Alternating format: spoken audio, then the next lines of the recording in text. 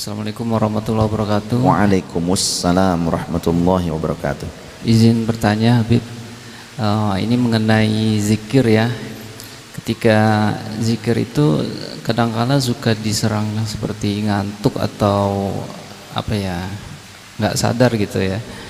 Nah, itu baiknya kalau zikir itu kita tetap dalam kondisi sadar atau kalau lagi mengantuk begitu bagaimana itu? Ya, bismillah, wallahu a'lam. Memang kondisi fisik orang kan berbeda-beda, karena kondisi pekerjaannya juga berbeda-beda, durasi aktivitas setiap orang juga berbeda-beda, mempengaruhi stamina orang yang juga berbeda-beda. Judulnya adalah perbedaan. Jadi bagaimana kita tidak bisa menyamakan semua orang, kondisinya karena berbeda. Ada kalanya saat kita memang butuh rehat, karena tubuh ini juga memiliki sebuah alarm alami. Ketika kita butuh rehat, mungkin setelah beraktivitas panjang, terlebih Pak dosen yang bekerjanya otak. Iya, kalau dosen emang kita otot ya. Pak dosen mau otak, dan otak itu konsumsi energinya 300 kali lebih besar dibandingkan fisik. Bisa 300 kali lebih besar konsumsi energinya dibandingkan fisik. Tenang, dibela sama saya, Bos. Jadi ada kalanya memang benar ngantuk. Coba membaca 2 jam dan berpikir supaya faham apa yang dibaca, dengan kerja dari jam 8 pagi sampai zuhur. Yang cepat lelah membaca kadang ya gitu, membaca 2 jam udah lelah tuh benar-benar sebadan-badan, bukan cuma otaknya saja, karena dari otak nyambung ke seluruh organ tubuh, sehingga ada orang yang lemah, lelah otaknya, tubuhnya tidak mampu bergerak, padahal sebetulnya tubuhnya masih kuat, tapi karena otaknya tidak kuat untuk membangunkan otot-otot itu, akhirnya dia tidak bisa kemana-mana, lumpuh akhirnya. Itu buktinya, bukti nyata. Ketika kondisi fisik seperti itu, lelah, maka bisa jadi pada saat zikir, yang memang zikir itu kan tenang, ala bidzikrillah tatmainnul qulub, ketahuilah dengan zikir jiwa kita bisa tenang. Yang sebelumnya kita bisa terjaga karena memikirkan dunia, ketika memikirkan dunia kan tidak tenang kan, berarti berkompetisi kita dengan orang lain dengan waktu, tidak tenang, jadinya cenghar wae. Contoh ketika main game seperti Mas Zahir, ngantuk gak kira-kira? Enggak, walaupun fisik ngantuk, tapi ketika otaknya terus gitu kan, dipaksakan nonton bola gitu contoh kan, tapi tetap cenghar nonton film karena penasaran, karena tidak tenang, penasaran kan melihat sebuah alur cerita di film yang wah ini tidak bisa terbaca nih alur ceritanya, penasaran, tegang, tidak tenang karena tidak sedang zikir ya. Main game, ayo siapa yang mau ikutan gitu kan, bola online gitu. Oh, takut kebobol gawang kita, takut ada yang nyerang begitu, tidak tenang kan, otomatis. Makanya orang yang kecanduan game banyak yang stres dan sampai lumpuh. Tinggal nunggu saja ini yang sekarang kecanduan game ini, nunggu stres sama lumpuh. Mudah-mudahan nggak sampai ya. Quran sampai lupa, jangan sampai begitu, zikir sampai lupa itu, dikodoknya seminggu sekali.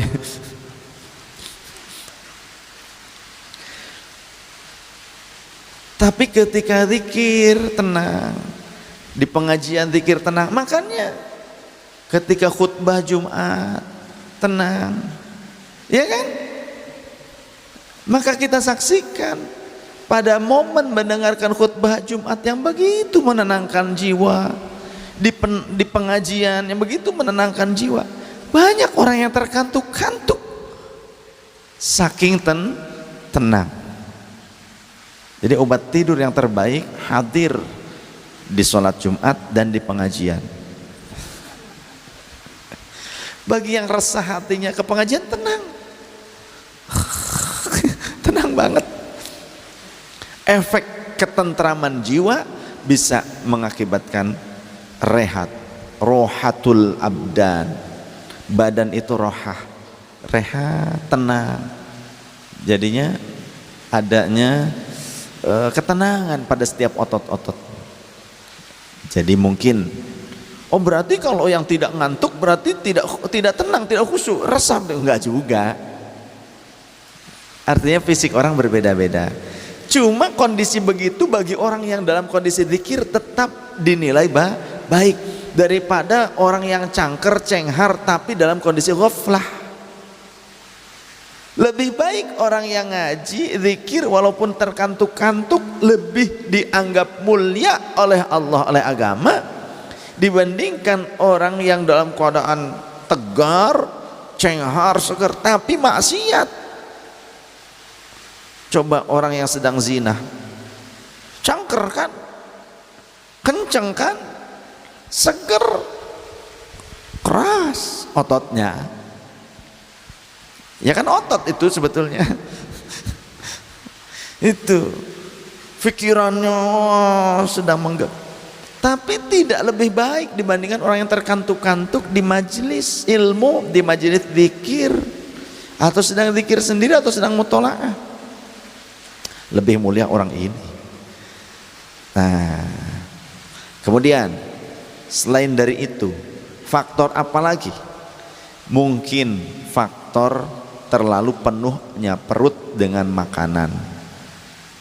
Ketika perut penuh dengan makanan akan timbul gas yang banyak. Juga ketika terakumulasi sering banyak makan akan menumpuknya lemak pada tubuh, yang sehingga itu akan mengikat otot-otot saraf, otot-otot dan saraf-saraf, sehingga itu akan mudah lemah. Ya, otot dan saraf kita akan mudah lemah, timbul ngantuknya, males seperti itu karena terlalu banyak makan. Maka di dalam tasawuf, di dalam kitab-kitab suluk, orang yang jika ingin hatinya, jiwanya selalu diliputi cahaya, maka harus banyak mengosongkan perut. Harus banyak mengosongkan perut dan mengurangi tidur. Maksudnya banyak puasa dan banyak qiyamul lail. Walaupun sampai terkantuk-kantuk qiyamul lail ya diupayakan. Nanti kalau sudah terbiasa, jiwanya akan penuh dengan cahaya. Ketika orang mudah menangkap cahaya ilahiyah yang disebut dengan nuroniyah, sehingga bahasa kita menyebutkan dengan hati nurani, padahal itu merupakan ruh nuroniyah yang mudah, yang mampu untuk mengenyam dan menangkap cahaya-cahaya petunjuk Allah, sehingga firasat-firasat itu tajam. Sebagaimana Rasul mengatakan, ittaqu firasatal mu'mini fa innahu yanzuru binurillah. Perhatikan oleh kalian firasatnya orang-orang yang benar-benar beriman, karena sesungguhnya ia memandang dengan cahaya petunjuknya Allah. Nah, jadi bisa jadi karena perut kita sering terpenuhi, jadi kurang puasa. Kemudian faktor apa lagi yang menyebabkan kantuk? Selain dari faktor memang ketenangan jiwa, kemudian kedua, penuhnya perut kita dengan makanan dan minuman, kurangnya puasa, ya. Faktor yang lainnya bawaan lahir. Bawaan lahir. Faktor yang lainnya itu. Karena ada orang yang asal nempel molor gitu lah, pelor gitu kan. Itu ada. Sampai-sampai ketika sholat sujud nggak bangkit lagi. Ada, saya punya teman dulu junior lah di bawah saya gitu. Ketika sholat sampai sujud sholat subuh nggak balik lagi, ditinggalin sama jamaah sama teman-teman, dibangunkan itu 6:30. Hei bangun katanya, khusyuk bener, nggak bangun lagi. Nah, dan faktor lainnya adalah gangguan setan yang tidak bisa kita kendalikan. Gangguan setan. Karena setan itu kata Rasulullah, kana syaitanu majrud dam. Setan itu juga seringkali mengalir bersama darah manusia. Jadi jangan pikir setan cuma membisiki kita dari luar. Ada kalanya setan juga bersatu mengalir bersama darah kita. Kesurupan, enggak harus berarti kesurupan. Karena setan zaman sekarang juga banyak yang minta pensiun.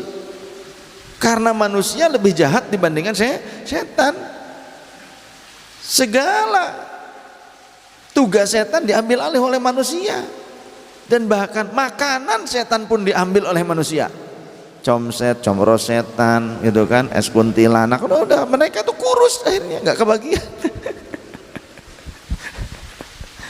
Tugasnya diambil alih oleh manusia, mengadu domba, provokator, sampai ke mimbar-mimbar Jumat menghasut orang supaya memberontak. Itu sudah dijadikan sekarang lahan sebagai menghasut, untuk menghasut ya. Apa setan itu nggak pinter menyerupai seorang dai? Pinter begitu. Jadi bagaimana dong kalau sampai setan mengalir bersama darah? Ada beberapa faktor, di antaranya makanan dan minuman yang syubhat.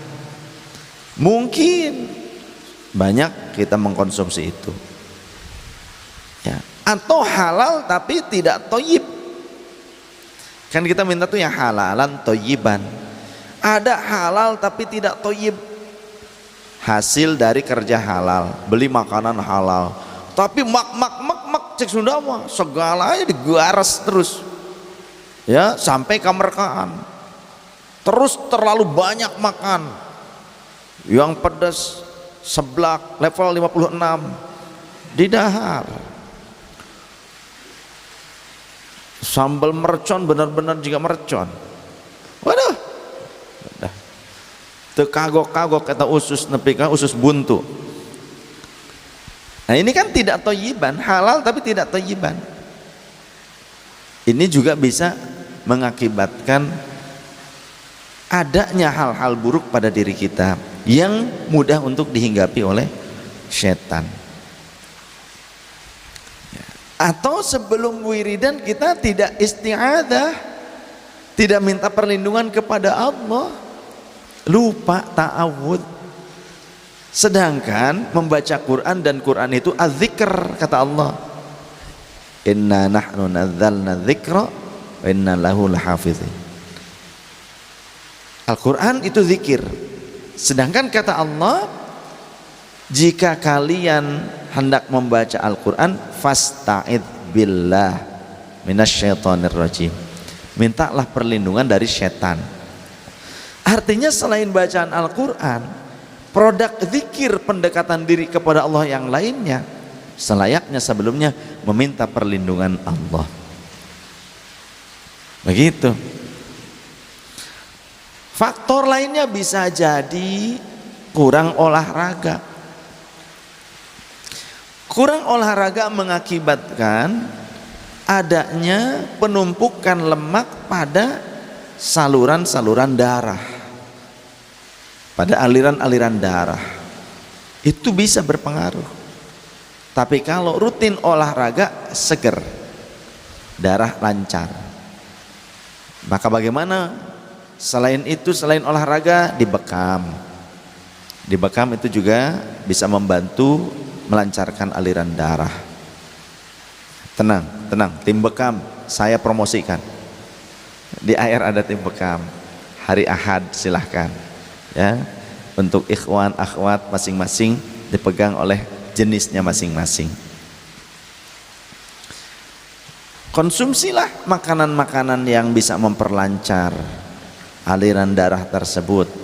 Contoh, ada jus jahe plus bawang putih plus saripati jeruk lemon plus cuka apel plus madu yang sudah diproses, diminumnya 2 sendok pas bangun tidur, 2 sendok sebelum tidur. Di mana dapatnya? Di tim bazar Ahbabur Rasul. Ada.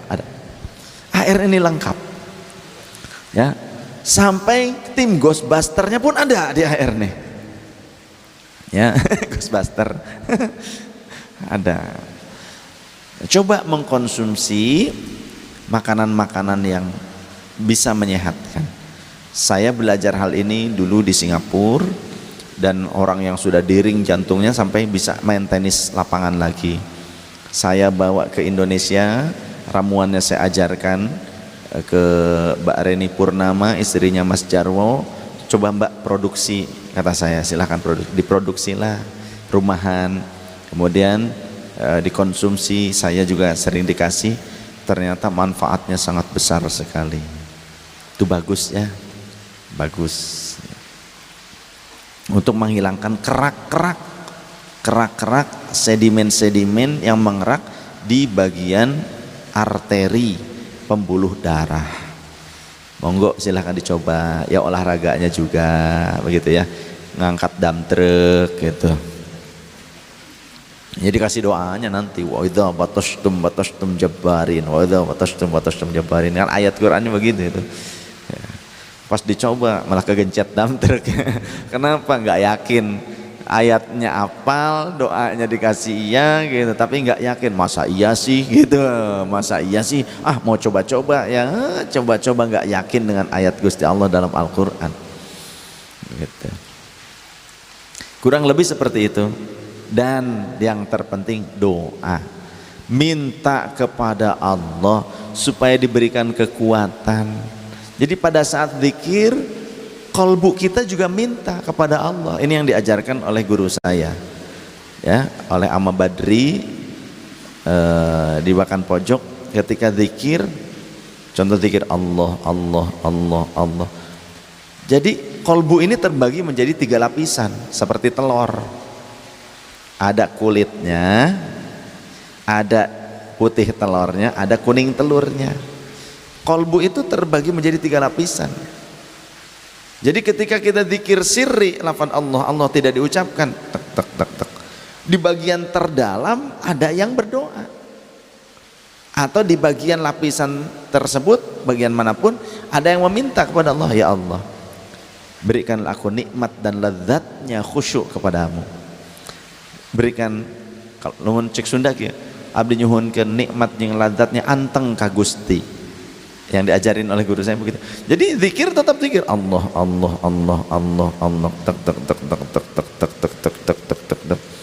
Tapi lapisan yang lainnya ada yang berkata, berdoa, meminta, sambil meminta, ya Allah, berikan aku nikmat dan lezatnya selalu bersamamu, khusyuk kepada Engkau, dekat dengan Engkau, ma'rifat kepadamu. Berulang-ulang terus itu tuh, minta seperti itu. Nanti fokus lagi di zikir ismu dzatnya Allah, Allah, Allah, tak tak tak. Nah, di saat zikirnya sendiri, lapisan kolbu kita yang lainnya itu berdoa minta pertolongan kepada Allah supaya bisa nikmat dan lezatnya ketika berdekatan bersamaan dengan Allah Ta'ala. Itu caranya, dan saya amalkan itu, ternyata benar. Ketika contoh bersama teman-teman, ada yang ikut ke Masjidil Haram, ke Masjid Nabawi, saya menikmati zikir tersebut berjam-jam, dari zuhur sampai asar, dari asar sampai maghrib, dari maghrib sampai isya, sampai jam 10 malam, tanpa keluar dari Masjid Nabawi, tanpa keluar dari Masjidil Haram. Mas Arif Alfian ikut, Kemudian siapa lagi? Nande ikut, ada yang ikut waktu itu beberapa orang. Mereka sudah sampai bergoler-goler di situ. Pak Haji Aman waktu aja itu. Sampai Haji Aman sampai bilang, wallahu alam, ini juga tahdus bin nikmah ya alhamdulillah. Jadi artinya cara-cara seperti tadi saya amalkan ternyata ya. Sampai Pak Haji Aman, teman sekamar saya waktu hajian kan ikut dengan saya gitu. Sampai beliau cerita di pondokan haji ke teman-teman yang lainnya. Waduh, kata Habib kunaon, mun juga patung teu ongget-ongget diuk di dinya bae cenah. Duduk di situ ngeser-ngeser acan cenah urang. Saya teh pulang heula. Cek Haji Aman. Datang deui ka tempat eta amprok deui di sisina di tukangeunana. Kitu keneh wae. Tapi leungeunna muter bae tas bae cenah teu sare cenah gitu. Terus gitu loh. Apa ya, saya enggak kenal waktu saat seperti itu akhirnya. Ketika kholwat sama. Full. Bangun 1:30 malam. Tidur jam 12 malam, bangun 1:30. Dari bangun sampai tidur lagi itu ada kalanya batal, kencing, buang air mungkin ke air, wudhu lagi, itu kan batal ketika mandi karena mungkin memegang kemaluan. Ketika sudah wudhu terus sampai beberapa waktu sholat terlalui tanpa batal wudhu. Dan itu ternyata dalam hikayat-hikayat para ulama begitu. Seperti Syekh Abdul Qadir, sholat subuh dengan wudhu isya. Syekh Abdul Qadir sholat subuh dengan wudhu isya, sekian lamanya. Mama Sempur, Ayang Rende, seperti itu. Dan saya pernah mengalami hal itu. Dari mulai ba'da maghrib ya sampai subuh,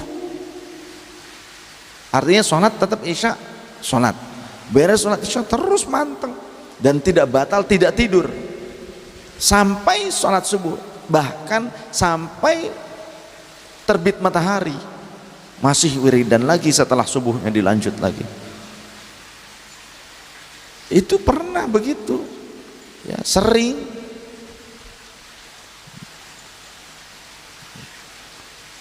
Memang anugerah Allah intinya. Kalau tanpa pertolongan Allah sulit. Bagaimana caranya? Ya mintalah kepada Allah, minta kepada Allah. Dan saya bisa begitu diantaranya faktornya seperti tadi. Ketika masih senang puasa ya, senang puasa itu tiap hari kecuali 5 hari dalam setahun, Idul Fitri, Idul Adha, dan 3 hari tasyrik, itu saja yang buka di siang hari, yang makan di siang hari itu saja. Selebihnya terus setiap hari. Itu ternyata malah kuat. Bahkan ketika mobil mater masuk ngejeblos, ngangkat mobil sendiri itu malah kuat. Sekarang mau boro-boro. Tapi ketika kita masih senang gitu kan, puasa apa, Allah itu menolong kita selama kita mengingat Allah. Ana ma'abdi idza dzakaroni. Termasuk menolong kita mampu berzikir, nikmat, tenang ya dengan pertolongan Allah. Dengan cara apa? Ketika zikir yang ditujunya Allah, Allahumma anta maksudi wa ridhaka matlubi, atini mahabbataka wa rifatak. Itu yang ditujunya Allah, dan minta kepada Allah, dan jadikan itu sebagai kesenangan. Jadikan itu sebagai kesenangan, bukan ingin reward yang lain. Wiridnya, kalau wirid ingin rewardnya duniawi, kepangkatan, kekayaan, itu gampang ngantuk bisa. Tapi kalau wiridnya sebagai bentuk kesenangan, kita ingin bahagia dekat dengan Allah, ingin senang dekat dengan Allah, nikmat lezat dekat dengan Allah, maka setiap wirid kita akan cenghar. Apa ya cenghar bahasa Indonesia? Cenghar, seger. nikmat. Kuat lama, tidak tidur. Bahkan saya pernah itu 3 hari 3 malam, sampai Umi bilang, Kang istirahat. Nggak peduli, saya lanjut terus. Kang istirahat, tanya tuh Uminya baru datang tuh. Istirahat dulu, saya terus aja. Itu. Nikmat. Ya. Ya, cobalah seperti itu kiat-kiatnya, mudah-mudahan Allah berikan kekuatan kepada kita semua untuk bisa tetap segar dalam zikir. Ya. Karena terlalu banyak makan akan menimbulkan gas yang memicu saraf-saraf kita untuk mudah ngantuk. Coba deh, orang kalau kenyang gitu kan, biasanya ngantuk kan. Kalau kenyang gitu pengennya syarat yang kedua selain makanan enak, syarat makan itu adalah rebahan setelah makan. Kan gitu kita mah. Akhirnya makin numpuk ini. Nah,